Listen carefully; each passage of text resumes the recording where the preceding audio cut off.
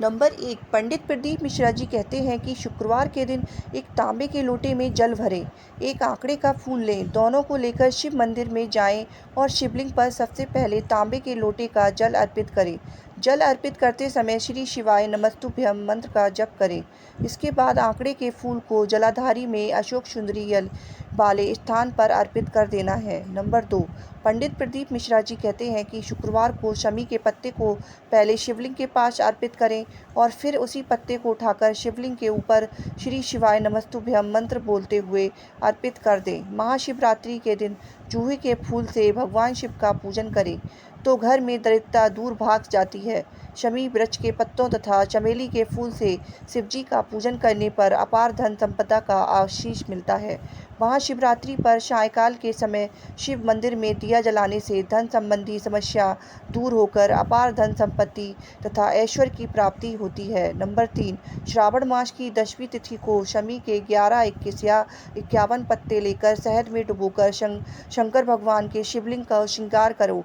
लिंग पुराण कहता है कि जब हम शमी के पत्ते को शहद में डुबोकर शिवलिंग का श्रृंगार करते हैं तो शंकर भगवान हमें कर्ज से मुक्ति दिलाते हैं। नंबर 4, पंडित प्रदीप मिश्रा जी कहते हैं कि मंगलवार के दिन शिवलिंग को पके चावल से ढक दो और फिर उसके बाद उस पर 7 बेलपत्र अर्पित कर दो। ऐसा माना जाता है कि यह उपाय बहुत ही अचूक है और ऐसा करने से आपकी धन से जुड़ी सभी समस्याएं दूर होती हैं और आप कर्ज से मुक्ति पाएंगे।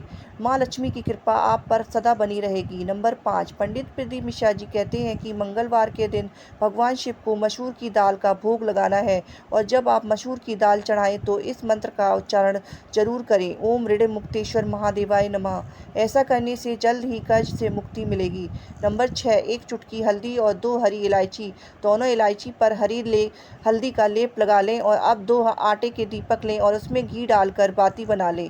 अब पहला दीपक गणेश जी की प्रतिमा या चित्र के सामने ओम गंगणपते नमः का जाप करते हुए प्रज्वलित करें। उसके एक हरी इलायची भी अर्पित कर दें। इस दोनों दौरान गणेश जी से कर्ज मुक्ति की कामना करें। अब तुलसी के गमले में थोड़ा सा गड्ढा करके दूसरी इलायची को दबा देना है और दूसरा दीपक उसी इलायची के ऊपर रखकर तुलसी माता के समक्ष ओम नमो भगवते वासुदेवाय नमः या ओम महालक्ष्मी नमः का 108 बार जाप करते हुए प्रज्वलित कर देना है। इस दौरान माता से धन संबंधी कामना करना है। नंबर 7, प्रदीप मिश्रा जी शिव पुराण की कथा में कहते हैं कि एक लोटा जल सभी समस्या का हल, यानी एक लोटा जल भगवान शिव को चढ़ाने से मनुष्य की सारी समस्याओं का निराकरण हो जाता है। शिव जी को जल अर्पित करते वक्त बेलपत्र पर शहद लगाकर चढ़ाना, आंकड़े का फूल चढ़ाना और चंदन अर्पित करना बहुत ही शुभ होता है।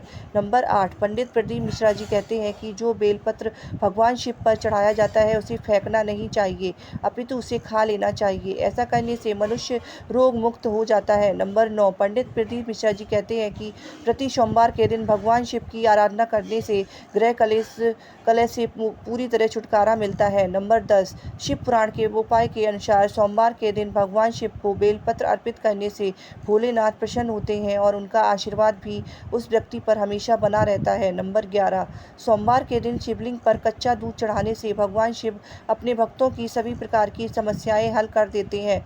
नंबर 12, यदि नेत्रों में संबंधित कोई भी परेशानी है तो महाशिवरात्रि के दिन रात को 12 बजे शहद के साथ बेलपत्र चढ़ाने और उस पर शहद को एक बर्तन में इकट्ठा करने के बाद अवधूतेश्वर महादेव का नाम लेकर उस शहद को 3 महीने तक नेत्रों में काजल की तरह लगाने पर आँखों की परेशानी रोशनी में फ़ायदा होता है। नंबर 13, परिवार का कोई भी सदस्य गंभीर रोग से पीड़ित है तो समी के पेड़ से एक फूल लेकर नीलकंठेश्वर महादेव का जाप करते हुए शिवलिंग पर चढ़ाना चाहिए। इसके बाद नीलकंठेश्वर महादेव से थोड़ा जल लेकर उस रोगी के शरीर पर लगाना चाहिए।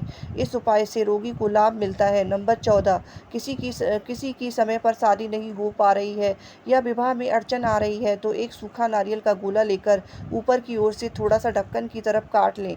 फिर उस नारियल में सत्यनारायण भगवान का प्रसाद या पंजीरी भरकर उसे कटे हुए भाग में बंद कर दें। इस नारियल को किसी पीपल के पेड़ के नीचे दबा दें। शिव जी की कृपा से उस व्यक्ति का विवाह बहुत जल्द ही हो जाएगा। नंबर 15, परिवार को किसी सदस्य की अकाल मृत्यु हो से बचाना है तो आप नर्मदा नदी से निकले शिवलिंग को अपने घर के मंदिर में स्थापित कर उसकी नित्य पूजा करें। इससे आपके घर में कभी अकाल मृत्यु की नहीं होगी। बोलो हर हर